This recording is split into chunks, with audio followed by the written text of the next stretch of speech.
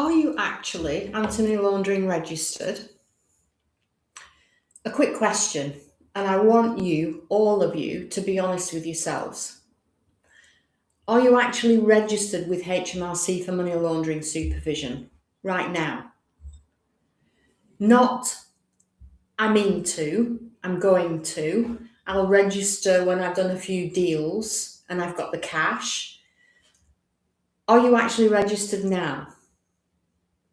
Because my goal from this video is that every single sourcing agent or deal packager who watches this goes and checks their own HMRC registration. Because property sourcing and deal packaging, depending on how you operate it, is considered to be estate agency work. And HMRC have updated their guidance and pulled in terms such as intermediary between a buyer and a seller for money laundering regulations. So this is a wake-up call. It isn't optional, regardless of whether you're a deal packager or whether you're a property sourcing agent or whatever else you call yourself.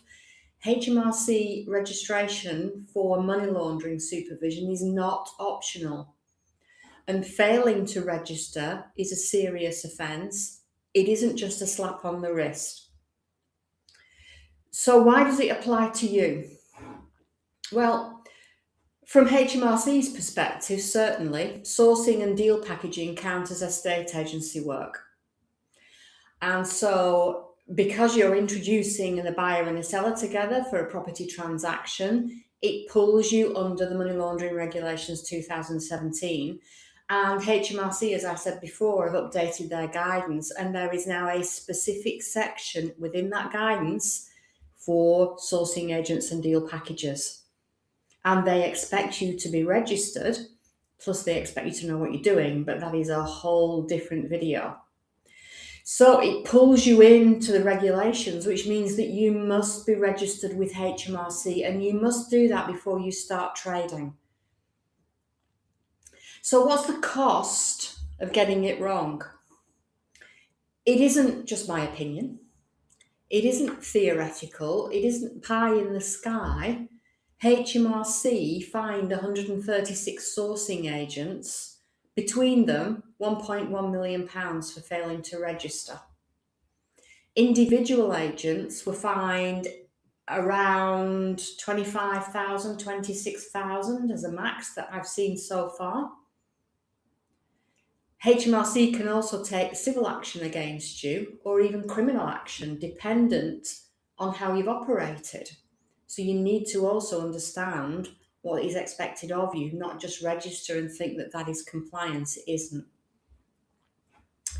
So once you're registered, there are a lot of ongoing duties: customer due diligence, ID verification, source of funds, source of wealth, written policy statements, written overall business risk assessments, written client analyses forms, written controls and procedures, understanding suspicious activity reports, when and how to submit them, and understanding what HMRC expects of us, what they expect to be in each of those documents, have them in place and use them every day for every client, for every deal.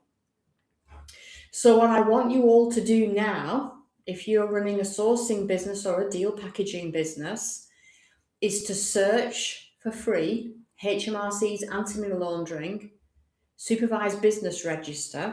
It will drop down a spreadsheet for you and check if your business is on there. If it isn't, you don't have a gateway account, you've never set one up, you are not registered, and you really need to do. Also, HMRC have a new guidance. So if you search HMRC anti-money laundering guidance for estate agents 2026, it will bring up that report for you. And in that report is a lot more clarity on property sourcing, deal packaging, and what is expected of us all. So you need to get this right. Legal basis, Estate Agents Act 1979 plus the Money Laundering Regulations 2017, HMRC expect you to be registered with them. And if they catch you and you're not, they will fine you.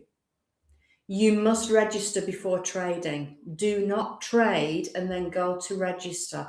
They check company's house if you're a limited company. HMRC can pursue you civilly. They can, if needs be, take criminal action if they believe that you have breached regulations whilst you've been trading without being registered. £1.1 million worth of combined fines across 136 companies, with individual fines ranging from 4,000 some up to about 26,000 for each of them. Most sourcing agents and deal packages I know that would bankrupt. Don't allow that to happen to you. Check to see if you're registered now. If you know that you're not, then do something about it. This is your call to action before HMRC fine you.